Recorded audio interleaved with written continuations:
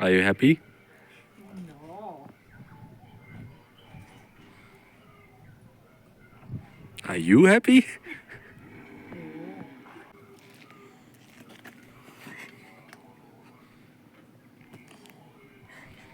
I'm in heaven.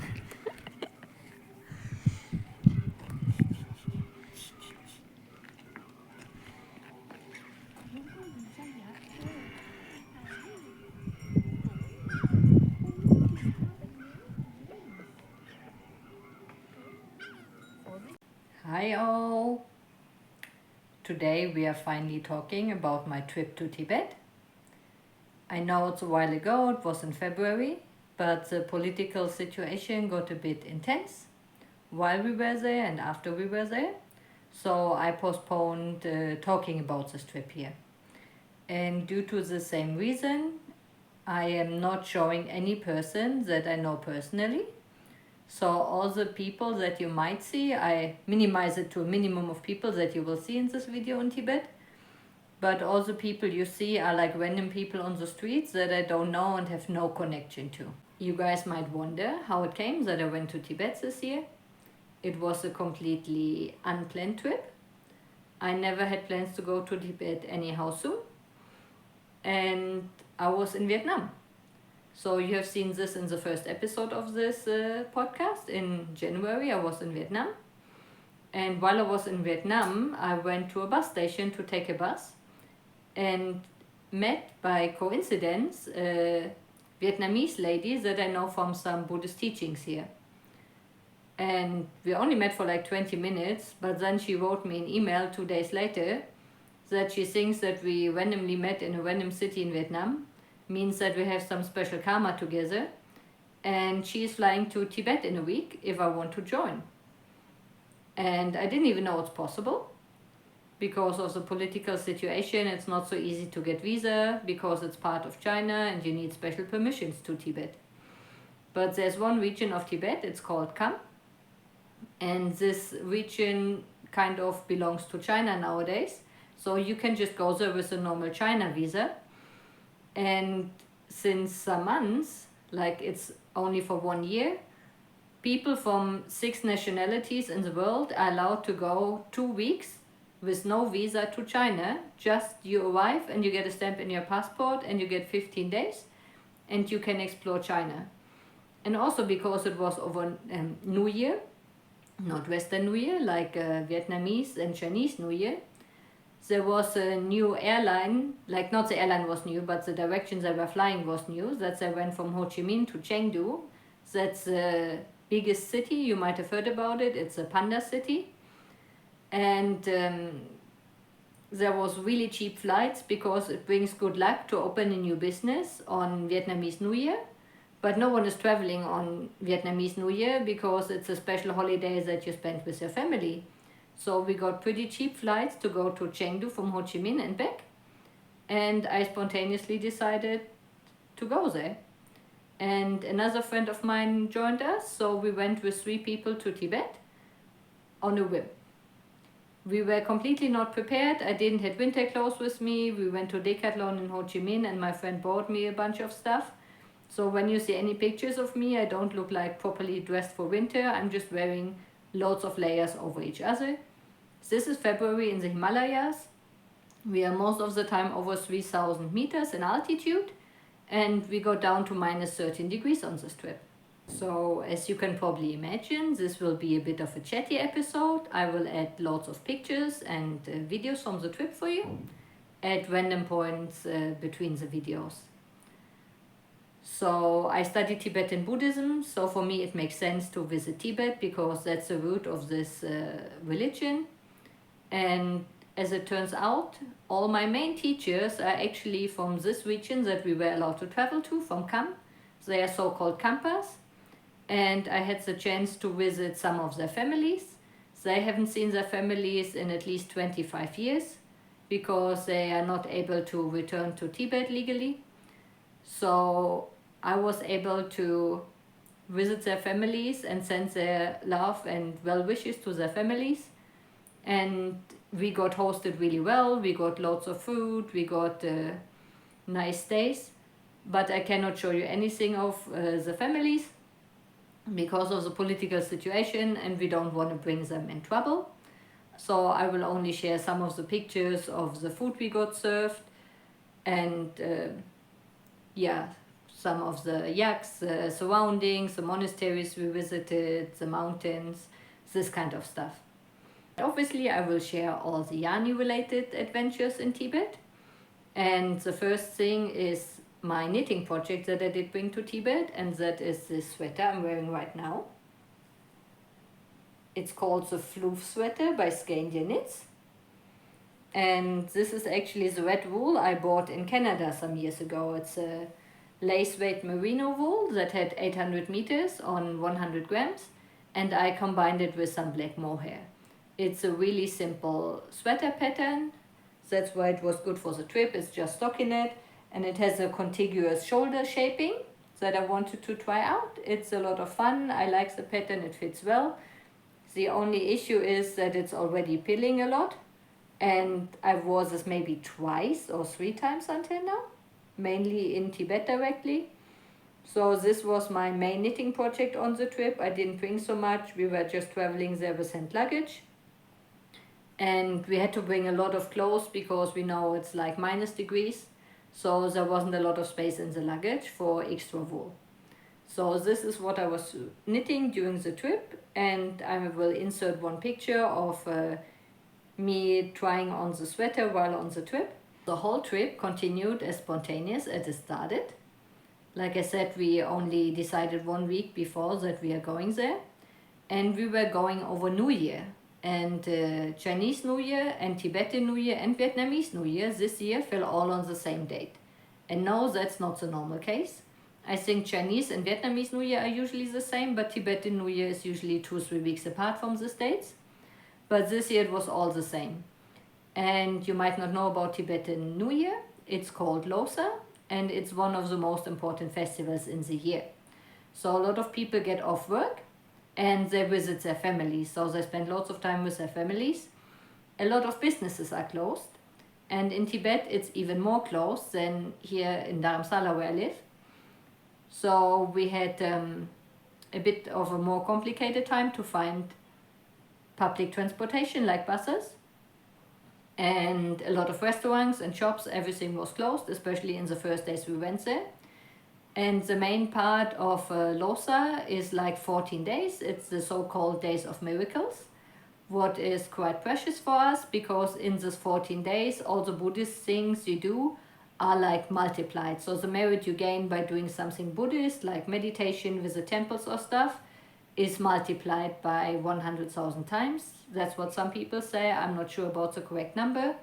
And that's not why we went to Tibet, but it was a nice coincidence because that's a time where a lot of people go and visit the temples. They don't need to work, so it's a special time. And we got a lot of special kinds of foods that were related to Tibetan New Year. And people dress up in the most beautiful outfits. I wish I could share more of this, but like I said, I try to keep as little people as possible in this video.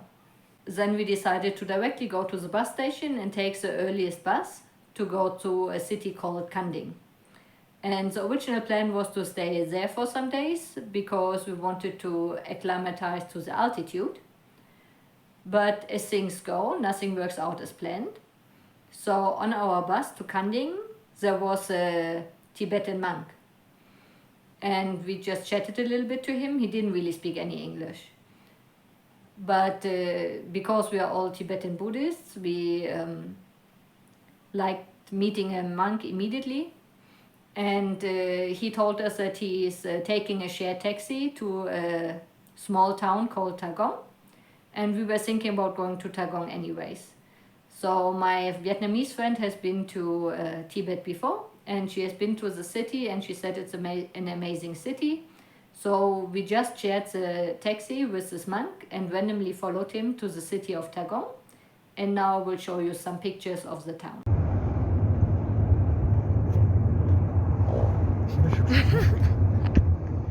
Excuse me. Mani ben hongzhi.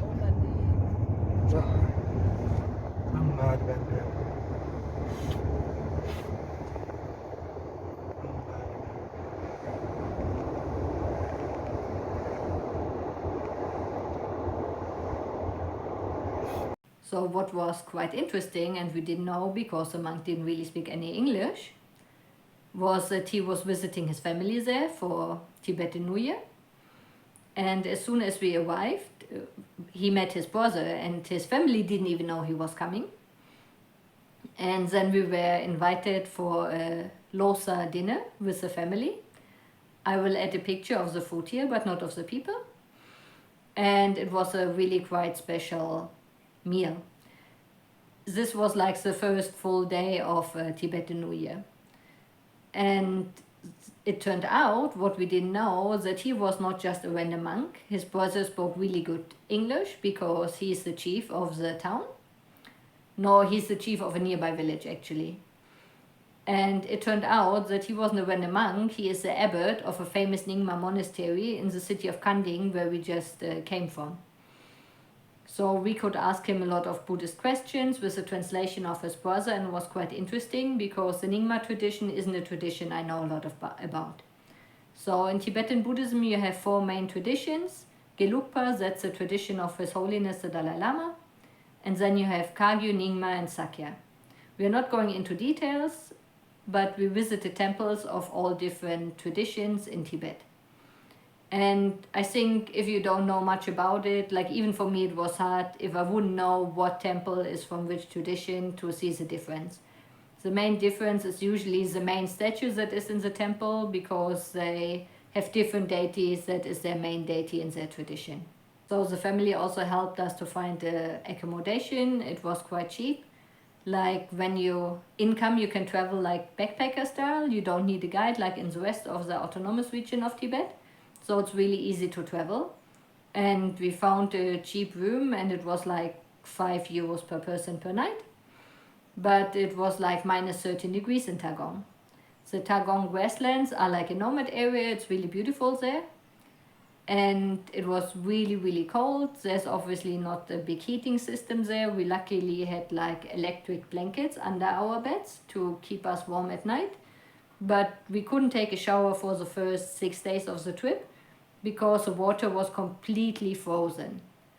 Even to wash our hands, we had to usually poke through the ice in the bucket where we had some clean water. So there was no running water at all because all the pipes were completely frozen. Now you can imagine how cold it was, and it was also on 3,500 meters. So it was pretty interesting with the altitude. We luckily bought some oxygen, and we had some altitude pills to get adjusted to it. And interestingly enough, I wasn't the person doing worst with the altitude. It was actually quite okay, but it took some days to adjust. And we spent quite some days in Tagong because A, there was no buses, and B, it was really nice. And also we wanted to adjust to the altitude before we do crazy adventures. All part of the journey. We just came back from a delicious dinner at the Tibetan family, and now we're now we don't Oxygen for this. now we don't have enough oxygen to process all the meat and all the butter and all the fat. And playing with the kids. So as I just mentioned, we were lucky with the family we met. We had local support, and the brother was the chief of a nearby nomad village. And as you can guess, one of the reasons why I wanted to go to Tibet was to see Yaks, because I really love Yaks, like you might have seen in the Ladakh episode already. And I also was hoping to find some yak wool. And with a local person at my side that was showing us his village, it was lucky and easy for me to find a nice bag of yak wool. As you can see my excited face here. And I want to show it to you now. It's a bit, I got like 1 kilogram. You see, I have like all different qualities. The yak wool there is not used for knitting or spinning or anything. It's like mainly used to make the black tents. I will show you a picture of how like a traditional old black tent looks that is not used right now. But I have a picture of this that I was shown by one of the families on our trip. And yeah, I will have to wash and clean it to spin it up later. But already on the third day I got some beautiful yak wool, and we saw lots of yaks in the village and on the way, and we stopped, and I will insert some yak videos here. And also the village had a really nice viewing point with amazing mountain views that I will also add for you.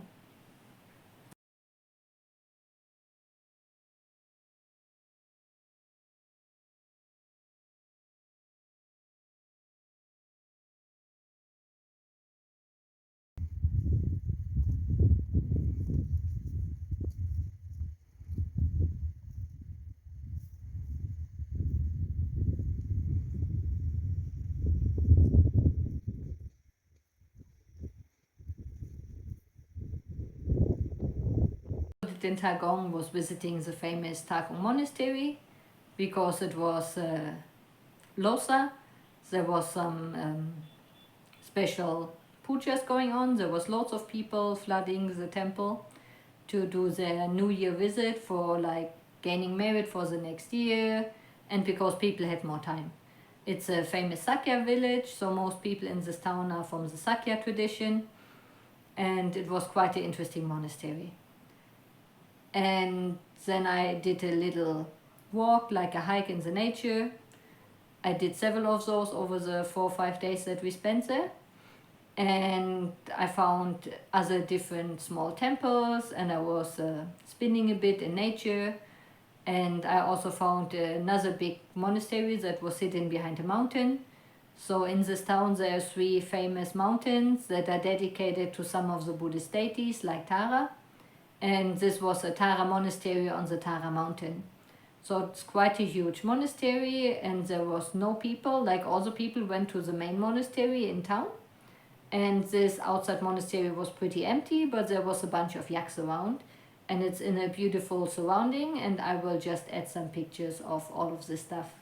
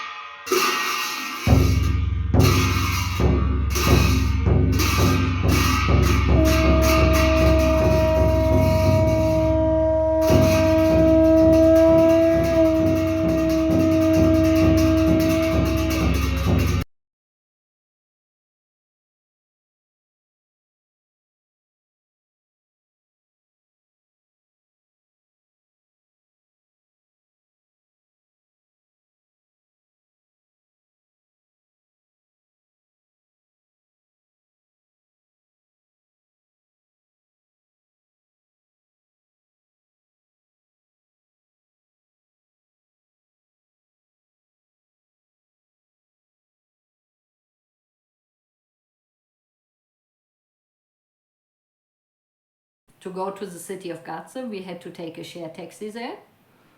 And it started snowing like crazy on the way. So we had to have a stop and get snow chains on the wheels. I think that's how you call it in English. I'm not completely sure. And you can see me in my winter outfit. You see I was wearing my forestberry dress a lot. That's what I had with me. And my Hohilocatelli woman's cardigan. That was like really good layers for the cold. That's what I had with me in my luggage already. And you can see me throwing some snowballs and having some fun while we were waiting. But the trip took 5 or 6 hours more than was supposed to be because of all the snow. And we're going quite over some altitude.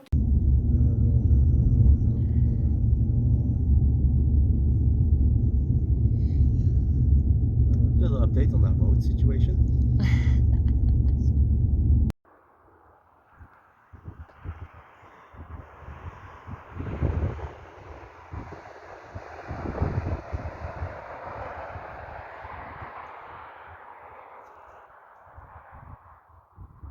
Yaks, we found a really nice accommodation with a beautiful view over the mountains. And we were seeing a Buddhist place from our window, so we decided the next morning that's what we're exploring. So we went to this stupa park, it turned out. So stupas are this kind of, it's not really a statue, I don't know how to describe a stupa, but you will see it on the pictures or the videos here. And the thing is that you circle around the stupas 3 times. And these were a lot of stupas, and we circled around them 3 times. We spent quite some hours there. There was a little temple that was closed when we arrived, but at the end it was open, and it was really beautiful. There was some really old stuff there, while most of the stupa park is newly built because the old area was destroyed. But because the weather was so nice, the sun was shining, there was lots of people there that just hung out, relaxed, circled the stupas. And I will insert some videos and pictures here. And what they say in Tibet, you might have frozen feet while your head gets sunburned. And that is completely true. That's our experience as well. But we had a really good time there.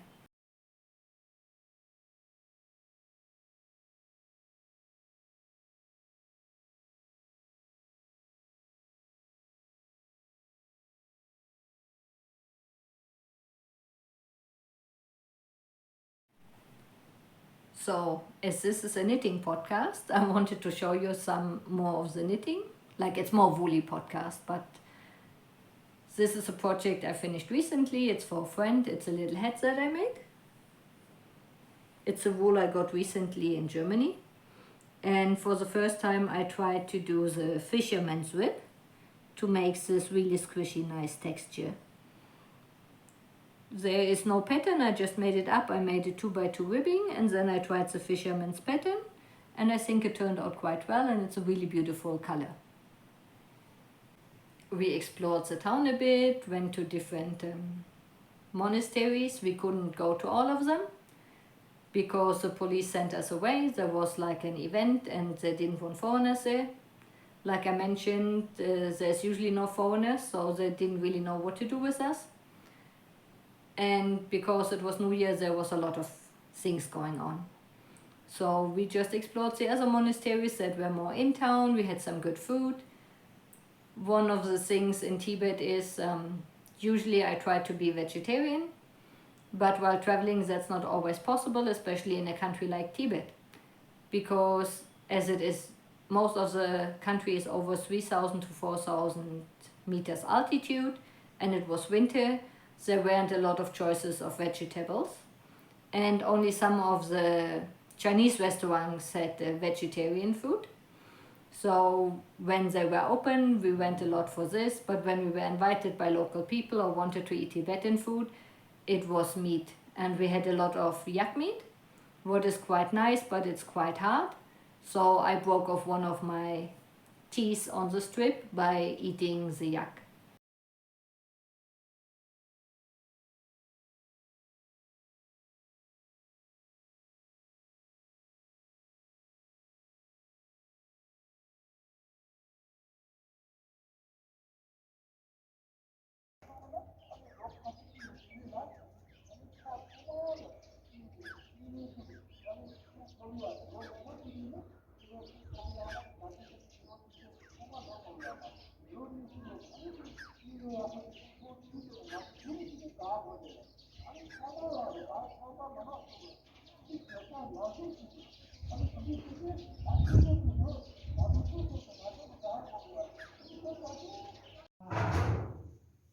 좋은 날이지만 좋은 날이라서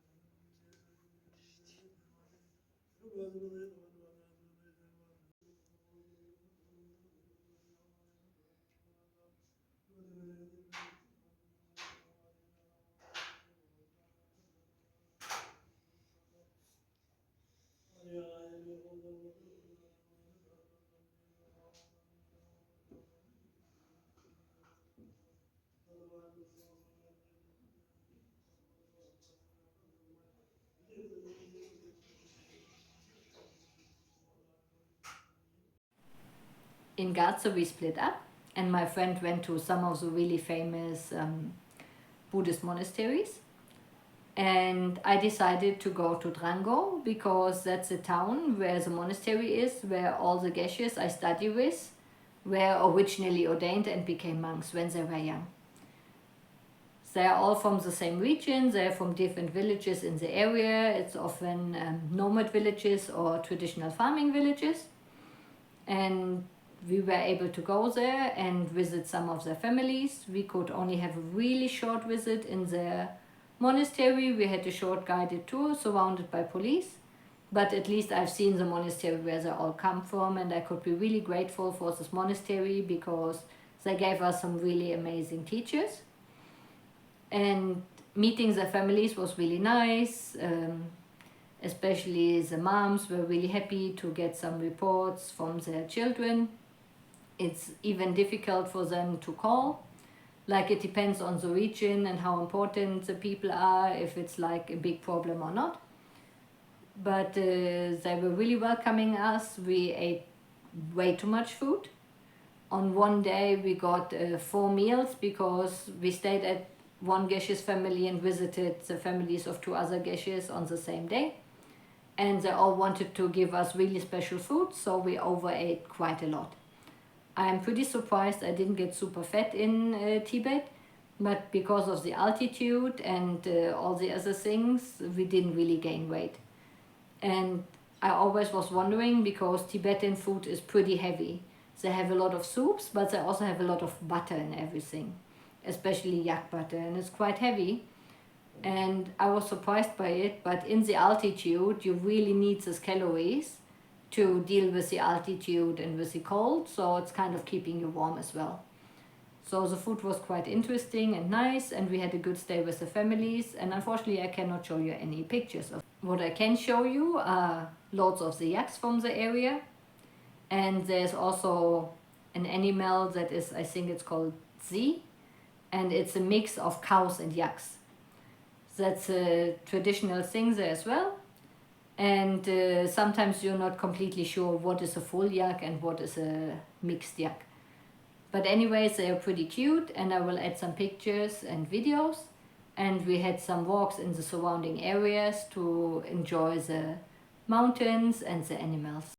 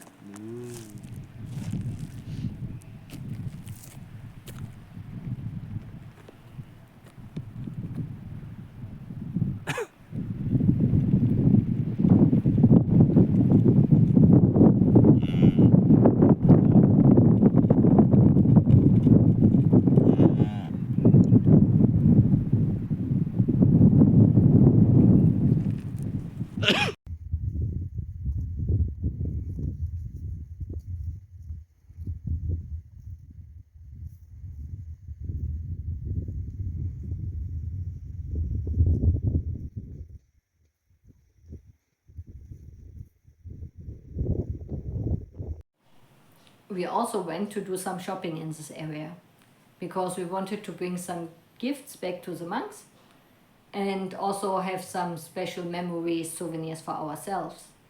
And after asking around a lot, we went to like a really Buddhist shop. And the Tibetan people are really nice and friendly. And we were doing some shopping, and the lady that owns the shop with her little baby, she asked us if we had lunch already, and we said no, and she invited us and went with us to her back room where she's actually living. and made us some nice momos that she had pre-prepared. So we were chatting with her, and I told her that I'm spinning and I'm interested in finding a spindle. And she said, I might have an idea where we can get you a spindle. And we went to the shop of some cousin or something, and that's what I got there. This is a traditional, really old spindle from Tibet. And as you might be able to see, this is yak leather that is covering the spindle. This is a drop spindle. I haven't really used it yet because I haven't done any drop spindling, and because it's so special, it might not be the first one I want to try it with. But you can see it's really special and nice, and I'm really happy about this find. So on our way back to the airport, we stopped again in Tagong because it's on the way, and I was still looking for more Tibetan spindles, and the chief was trying to find some for us. So we stopped there and tried to get some spindles for myself. And it was quite funny. So we didn't know, we thought maybe we just stay for 2 hours and continue with another little bus. But what happened, we went to the temple while we were waiting, and there was a big puja. And because we're Buddhists, we really enjoyed sitting there, and we just sat there for like 2 hours until we got a call to meet someone for the spindles. And you will see the most funny picture of me now, how I received the spindles, because the spindles I got was actually this. You see, it's just 2 old spindle sticks, and they said, yeah, you just go to the river and find a flat stone with a hole in the middle, and then you can use it as a spindle. But we didn't have time to find one of those, so I will see if I one day can find one here in India, or what I might do alternatively is getting some clay or something and try to make my own spindle whorls. But I got 2 lovely Tibetan traditional spindle sticks, and it was quite funny. But because it was a bit later now and we really enjoyed the city, we decided to spend the night there and continue early in the next morning with our trip. Also because there was another puja in the morning, so we wanted to join the morning puja and then continue with our trip. And what happened then was that we went for a little walk, visited some more yaks, and when we decided to have dinner, we saw a really nice looking little cafe. And what we didn't know, they were having like a little shop inside the cafe where they sold some antique stuff. I will add some pictures for you. And you don't believe what I found in the antique shop, in this special shop.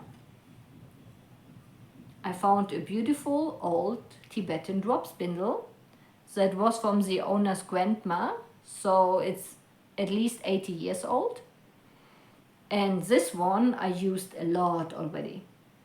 It's really beautiful. It has a little like metal tip here to run it in a bowl, and I really love it. It's going so well. I think it's my favorite spindle that I have right now.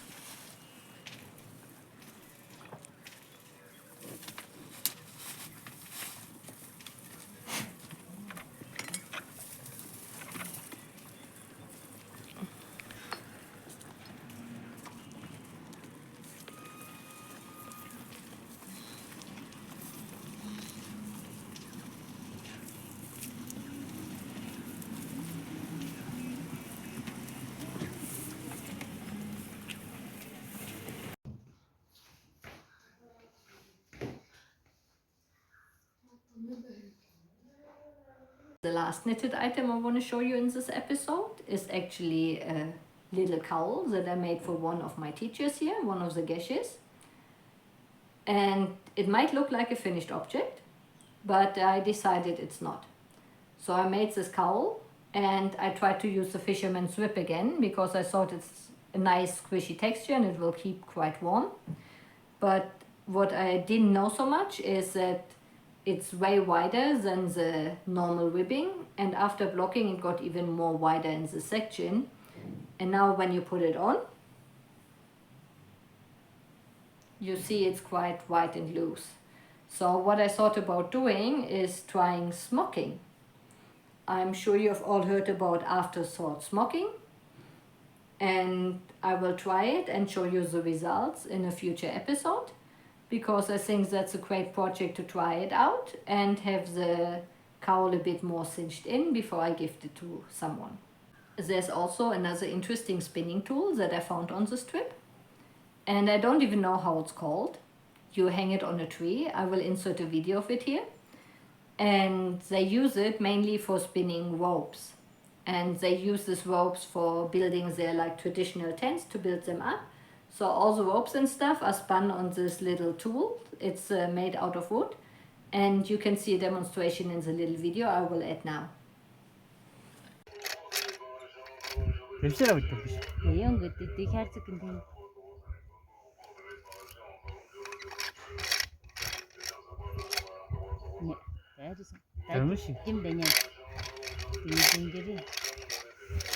Our last stop in the Kham region was the city of Kanding that we just passed through on the way up, because that's kind of the entry city. It's like the border city between China and Tibet traditionally, and it has lots of tradition, and the inhabitants are like 50-50% for a long time already. And it's a really beautiful city that has some really beautiful traditional monasteries that I will show you later. But it's also an interesting cultural city. And we did some last shopping there and got some really nice stuff, and really enjoyed the city for our last 2 days in the area.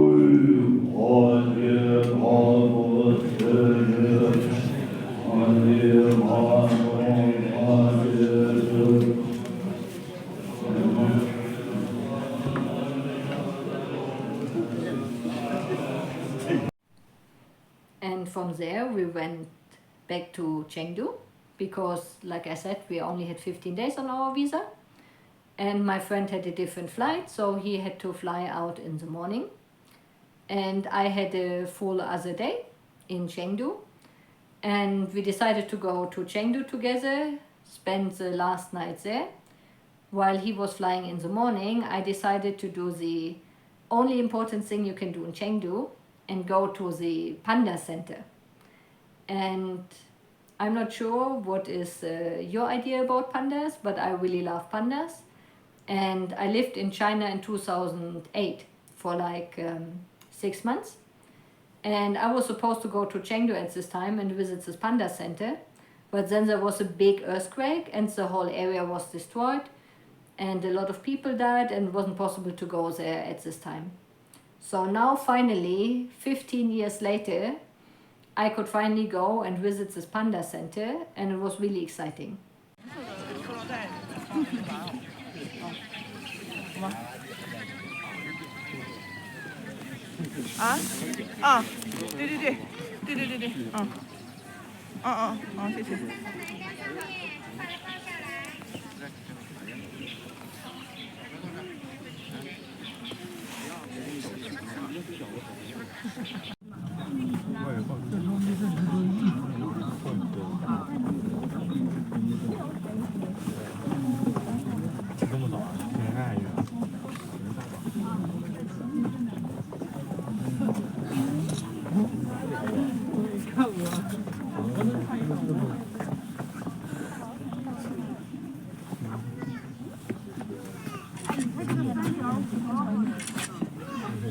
So I'm sure you have heard about the white pandas, the big ones, the most famous ones. Everyone has seen them. There's movies about them. They are like the animal of the Worldwide Fund for Rescuing Animals.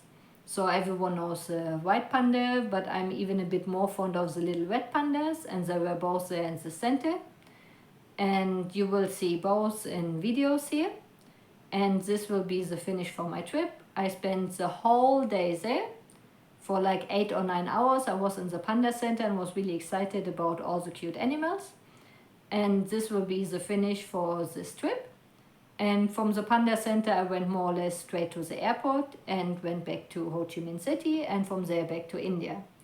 So I hope you enjoyed this a bit chatty episode with less knitting, but a lot of the traveling part. Have a good time and hopefully see you soon. Okay. 他比较怕人。